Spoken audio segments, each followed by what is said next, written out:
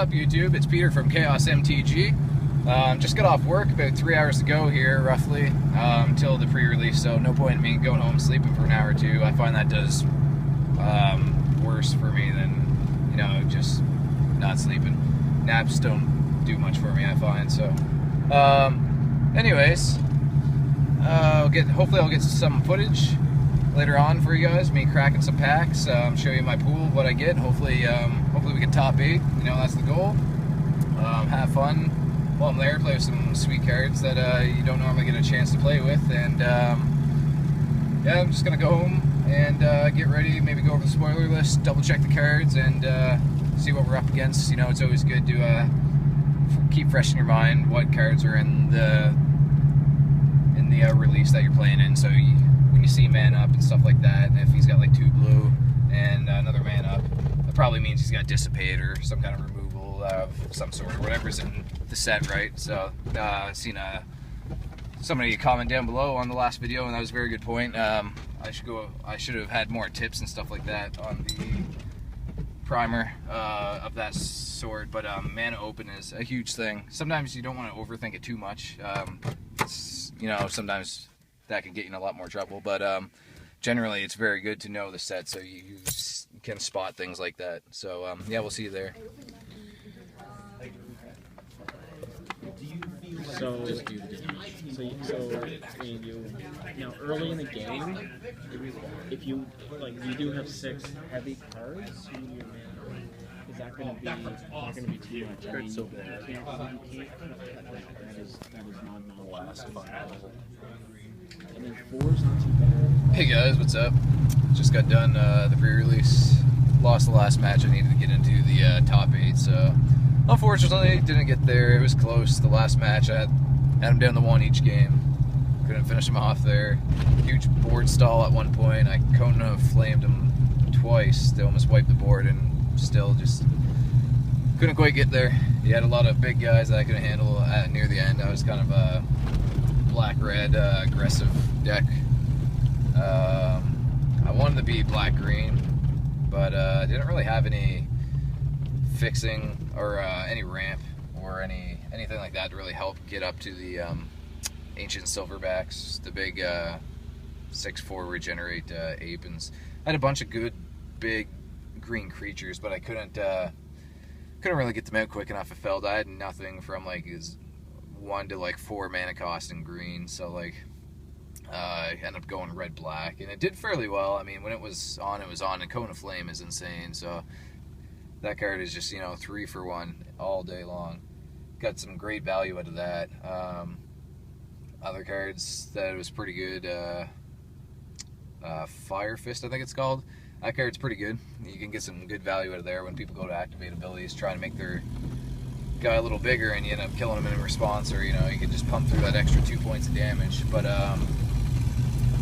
Planeswalkers are just bomby. Like, I had a really bad pool, in my opinion. I didn't pull any Mythics, any Souls, any Planeswalkers, anything like that, and every match I played against one of those. I played against Nisa, and I just couldn't beat her. I came so close. Cone of Flame, finish off all the lands she made in the creatures, and hit her for 3, get her down to 1, and have live draws like Lightning Strike and stuff to finish her off next turn, and just couldn't, and end up losing against her. Next match, I played Garrick. He eventually got him out there. I had Phyrexian Revoker, and he told me he had Garrick in right before game 1 started, which is kind of funny, and I felt kind of like a douchebag playing him turn 1, but I played turn 2 Phyrexian Revoker and just named Garrick, and he had it in hand. I figured he'd die anyways sometime by turn 7. He'd be able to play his dude, but he didn't. But I ended up losing anyways. Game 2, I was doing real good, and then he just stabilized and got Garrick out, and you know, he was almost at ultiming him, and I just had some burn to take him down, just to get him off living the dream and ultiming his Garrick, just kind of troll him around a little bit, I guess. Played some cards that were real interesting, just probably not necessarily great cards, but like the Goblin Kaboomis guy there. Just played him for the fun of it, just because I wanted to play with him. Just give him a chance kind of thing. I'm not going to play him anytime else, and he's not, I don't know, I guess he can be kind of good, but I didn't realize you had to, the end of the quotation marks at the end, and then it starts by saying you have to flip the coin, basically. I didn't realize you had to flip the coin right after, and so he's not very good, I don't think. He didn't do much for me. Most time he just blew himself up and left the token stranded, and I don't know. But overall, it was real fun. I'm going to be back at the 6 o'clock one tomorrow. It's 6 o'clock right now. I got to work at 8. I'm going to the 6 o'clock one is a two-headed giant one.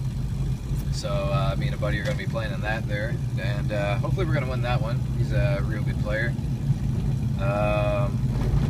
Yeah, so I don't think I got a lot of footage there. It was real, like, cramped and real loud, and I couldn't really hold my camera and look at my stuff at the same time. And my pool was not very good, so I was trying to figure out the best of the worst and try and build something out of there. And I built a decent deck out of there, and I was trying to get all the value I could out of all the cards and outplay the opponent, and you know, it worked out. I got a few wins there and almost made it. But anyways, so thanks for tuning in, and basically things to watch out for, you know, it's like Planeswalkers, they're hard to beat. Not a lot of removal in there for it. You just got to have a big board presence and push a lot of pressure through on them, and the souls are huge.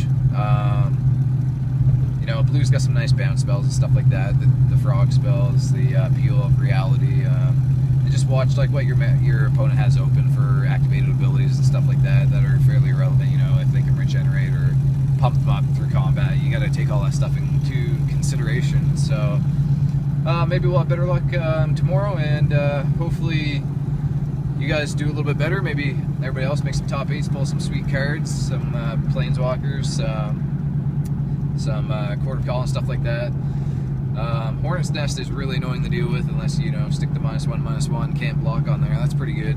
But I can't think of too much more. Just, you know, Planeswalkers, big deal. Hornet's Nest is annoying. Cone of Flame is just unreal and stuff like that. So thanks for watching, guys. Hope you guys like the content, and like, comment, subscribe down below. Have a good day. Hey guys, just want to show you basically what the deck was. I think I might have forgot a couple cards in here that I just added in a sideboard in game 3 against in my last match. I can't remember. But basically, you know, I got the 1-drops here. I got the Cruel Sadist. It's the guy that can just, like, get bigger, you know, turn 1. It's the rare, pay 1 life, tap a swamp, and, you know, you can put a 1/1 counter on him, or you can take them off and do damage. That guy's pretty good if you can get him out early. He's bad late draw, of course. A lot of things can be that way.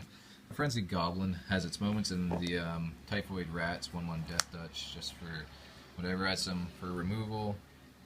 I had Crippling Blights, 2 of them, and a Lightning Strike and a Stab Wound, and then Stoken Flames for some burn or removal, and then the two Kona Flames, and then, you know, I had the land base, just well, it's just the land base, you know, just the right amount of mountains and swamps. I don't think I was playing 2 Wall of Fires. I'm not sure how good this is focusing in here. I had the Phyrexian Revoker. You know, he's pretty good. If you know your deck. It's not, game 1 he's a little awkward. I just needed a 2-drop to put in there. But you know, sometimes you get lucky and you could just you can end up naming a Planeswalker that is the color they're playing, because the color lands they're playing or something like that. I was playing just a vanilla 2/3 frog, just to fill the 3 slot. Like, my pool is pretty bad. You know, I had some tempting cards and some of the other colors to play, but not much like supporting it. I had the random Mind Rod in there, but I'm not sure if that was my main deck or not. Like, a few things changed. I had a lot of multiples in my pool, which was really awkward. I had like 5 Mind Rots, 4 of this thing here, this artifact, costs 2 to play, 4, and then you get tap of the tap target creature. Tyrant's Machine. I had like 5 of them. I had so many multiples. I had like 4 Necrobites, a bunch of Zoff Shades, which is 2/2. This one here, you can pump them up, make them a well, you can activate it as many times as you want, but he costs quite a bit to keep doing that with. Yeah, so that was that. Like I said, it came pretty close that last match. Like had him down to 1 both games. Like it was really good. He was a really good player I was playing against too. And my next card was Crippling Blight on the top of my deck. If he didn't kill me, I could have put it on his guy with reach and then attacked with my vampire over here, the Shadowcloak Vampire. You can pay 2 life to get him flying until end of turn. He was dead on clock to him, but then he played a artifact gargoyle that can gain reach by losing defender till end of turn. So if I could have just lasted 1 more turn, I could have played this, and then I would have been in top 8. So that's pretty much that anyways. Not sure what I'm going to go tomorrow. I chose the black promo. I only got to play him once or twice. I kind of would have liked to play him a bit more. Sadly, I didn't get to play him anymore though. He's good. I mean, his effects are all real. The dragon's pretty good too, and so I'm not sure what I'm going to choose tomorrow. It all depends on what my partner's choosing for 2-headed giant, but probably red or white.